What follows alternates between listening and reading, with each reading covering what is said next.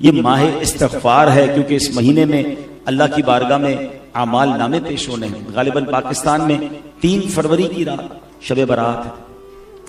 इसकी रात कितनी इंपॉर्टेंट है कि हदीस पाक में आता है, मेरे आका फरमाते हैं अल्लाह अज़्ज़ा व जल खास तौर पर 4 रातों में भलाइयों के दरवाजे खोल देता है। वो 4 रातें कौन सी हैं? नंबर 1 बकर ईद की रात, नंबर 2 ईद उल फितर की चांद रात, नंबर 3 शाबान की 15वीं रात, कि इस रात में मरने वालों के नाम और लोगों का रिस्क इस साल हज करने वालों के नाम भी लिखे जाते हैं। वेरी इंपॉर्टेंट रात है, फैसलों की रात। अगले साल का रिस्क भी लिखा जाता है, कौन हज को जाएगा यह भी लिखा जाएगा शब बरात, और फरिश्तों को यह भी बता दिया जाएगा कि कौन इस साल दुनिया से चला जाएगा। पिछले शाबान में कई लोग हमारे साथ थे जो इस शाबान में नहीं है, हमें नहीं मालूम इस साल हमारे बारे में क्या फैसला होना है। और फिर चौथी रात अरफे की रात, यानी 8 और 9 जुल्हिज्जा की दरमियानी रात। तो ये 4 रातें बड़ी खास हैं जिसमें भलाइयों के दरवाजे खुल जाते हैं। शब बरात की सिग्निफिकेंस क्या है? हदीसों में आता है कि अल्लाह करीम इस रात कबीलाए बनी कल्ब की बकरियों के बालों की तादाद के मुताबिक गुनाहगारों को जहन्नम से आजाद फरमा देता है। अच्छा, ये कबीला बनी कल्ब कौन सा था? ये एक ऐसा कबीला था उस जमाने में जो सबसे ज्यादा बकरियां पालता था। मैं और आप एक बकरी के बाल नहीं गिन सकते, इतने बड़े कबीले की बकरियां, हजारों बकरियों के बाल कितने होंगे? तो इसका मतलब सारे ही बख्शे जाएंगे, करोड़ लोग बख्शे जाते हैं।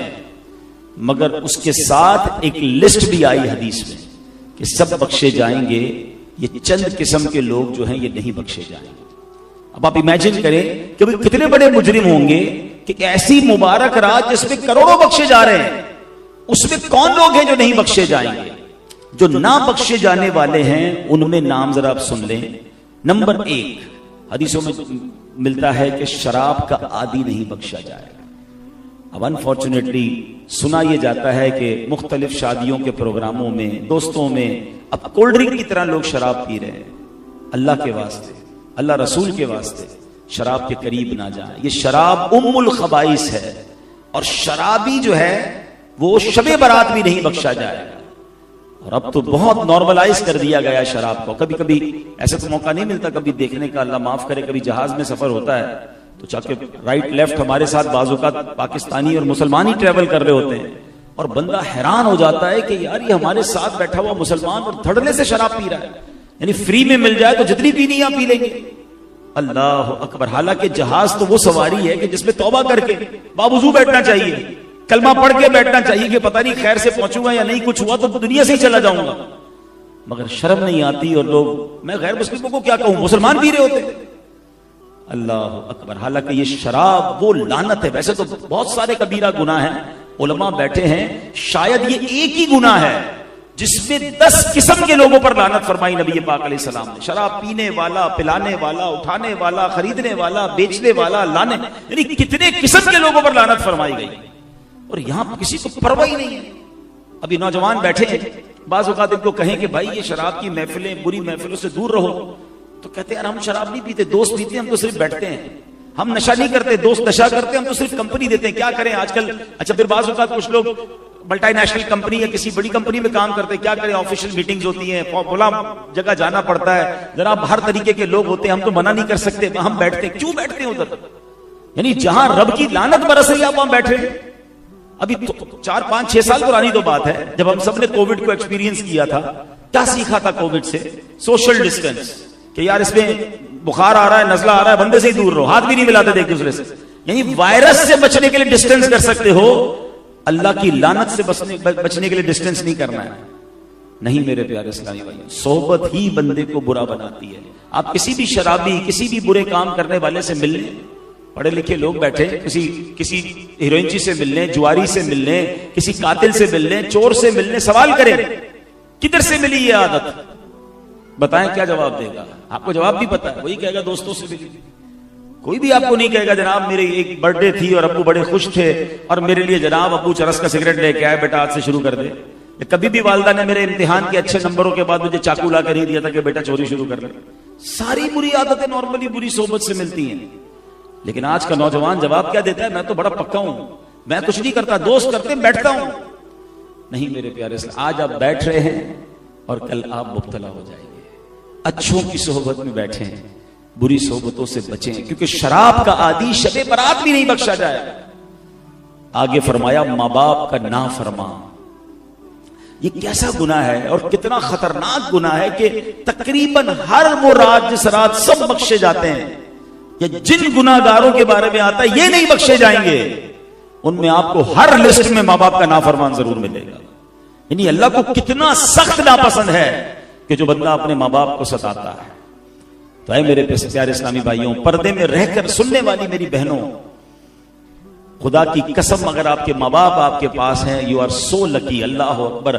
माँ बाप भी हो और शाबान भी हो, माँ बाप भी घर में हो और शबे बरात भी हो, अरे माँ बाप भी हो रमजान भी हो, और क्या चाहिए आपको? पूछो उनसे जिनके माँ बाप चले गए, कितना याद आते हैं हर बड़ी रात को कि काश माँ होती तो आज दुआ लेता, वालिद होते तो उनसे दुआएं लेता, इफ्तार में माँ होती तो हम मिलके माँ की आमीन सुनते। माँ नहीं है और रमजान है, माँ नहीं है और शाबान है, मगर आपके पास अगर माँ बाप है तो कसम से उन्हें राजी कीजिए, उन्हें नाराज मत कीजिएगा, उनको दुख ना दीजिए।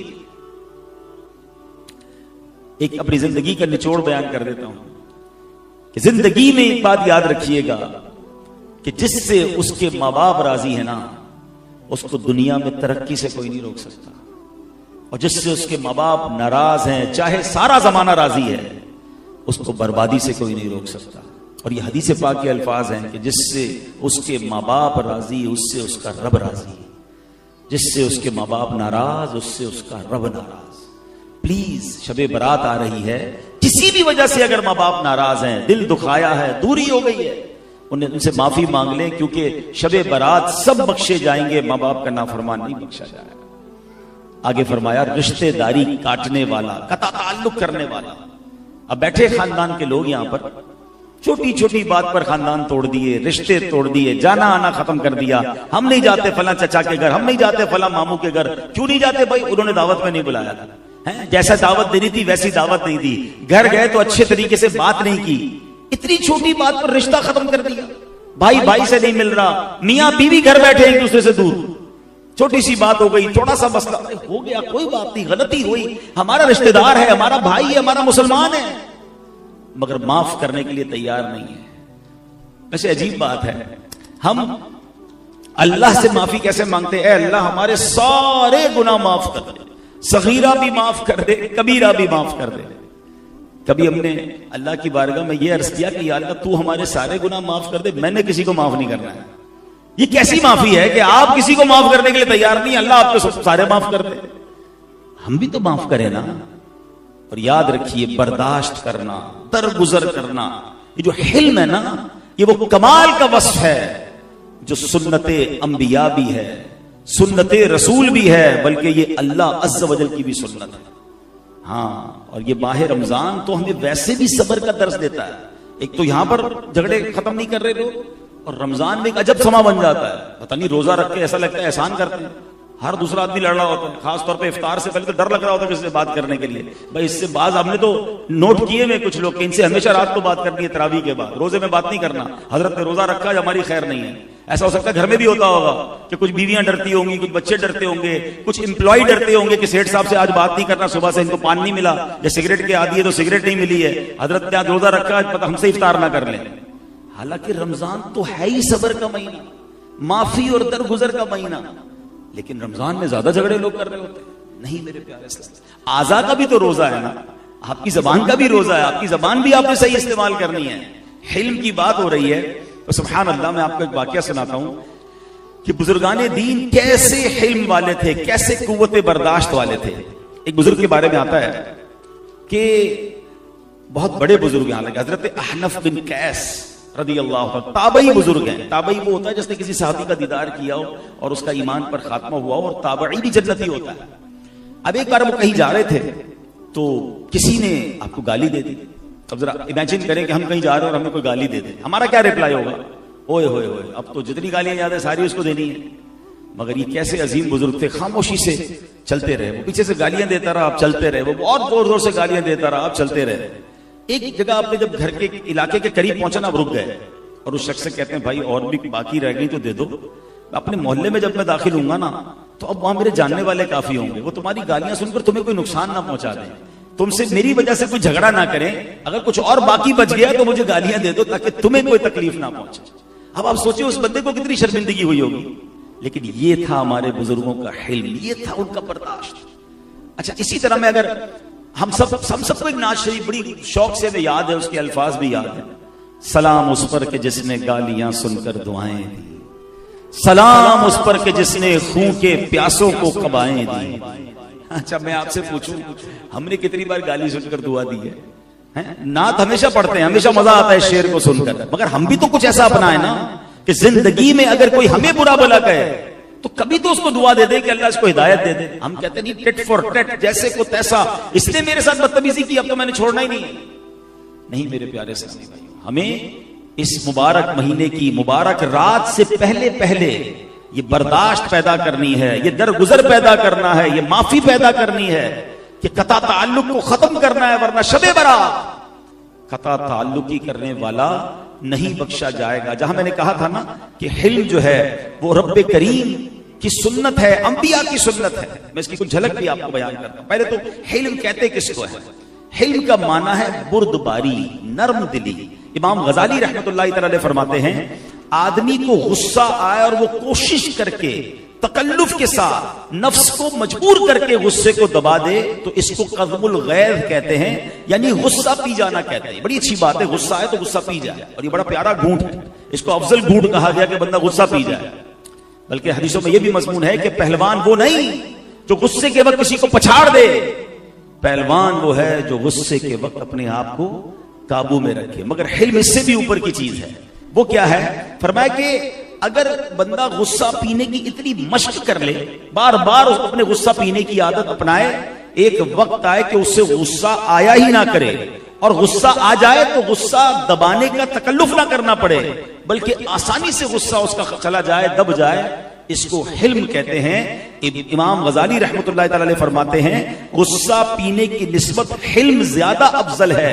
हिल्म अकल के कमाल की दलील है। और जैसे मैंने कहा कि हिल्म अल्लाह पाक की सुन्नत है, क्योंकि रब का एक नाम हलीम भी है।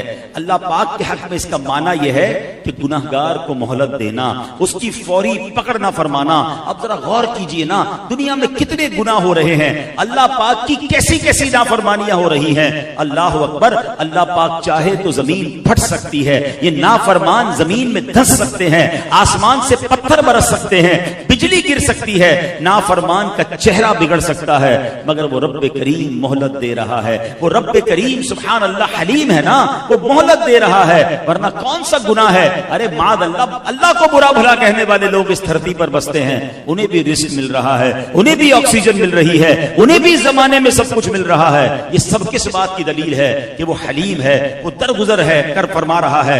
अल्लाह करीम कुरान में फरमाता है, व रब्बुकल गफूर दुर रहमा लौ युआखिदुहुम बिमा कसबू लअज्जल लहुमुल अज़ाब। आसान तर्जुमा कुरान कंजुल इरफान, और तुम्हारा रब बड़ा बख्शने वाला, रहमत वाला है। अगर वो लोगों को उनके आमाल की बिना पर पकड़ लेता तो जल्द उन पर अजाब भेज देता। तफसीर कुरान सिरातुल जिनान में है। इस आयत में अल्लाह पाक की रहमत और मोहलत का बयान है कि वो बड़ा बख्शने वाला है, कि करोड़ों गुनाह करने के बाद भी अगर कोई मगफिरत का दरवाजा खटखटाता है तो वो बख्श देता है। सारी जिंदगी में गुनाह करने के बावजूद भी कोई आखिरी जिंदगी के दिनों में भी तौबा कर लेता है, अल्लाह पाक उसे माफ कर देता है। ये शाने मगफिरत भी है, शाने रहमत भी है। अल्लाह अकबर, कैसा हलीम है मेरा मौला। अब हिल्म सुन्नते अंबिया भी है। जितने अंबिया इस दुनिया में आए सब हिल्म वाले थे, बर्दाश्त वाले थे। लोग गालियां देते थे, अंबिया बर्दाश्त करते थे। लोग तकलीफें पहुंचाते थे, अंबिया इकराम अलैहिस्सलाम बर्दाश्त फरमाते थे। बुखारी शरीफ की हदीस पाक में है, नबी पाक अलैहिस्सलाम ने एक नबी का जिक्र करते हुए फरमाया, कौम ने उन्हें शदीद तकलीफ पहुंचाई, उनकी यहां तक कि उनसे खून बहना शुरू हो गया। अपने चेहरे से खून पोंछते जाते थे और कह रहे थे, ए अल्लाह पाक मेरी कौम को बख्श दे, बेशक ये नहीं जानते। कैसे अंबिया थे, अल्लाह अकबर। जरा थोड़ा सा अंबिया के बारे में दो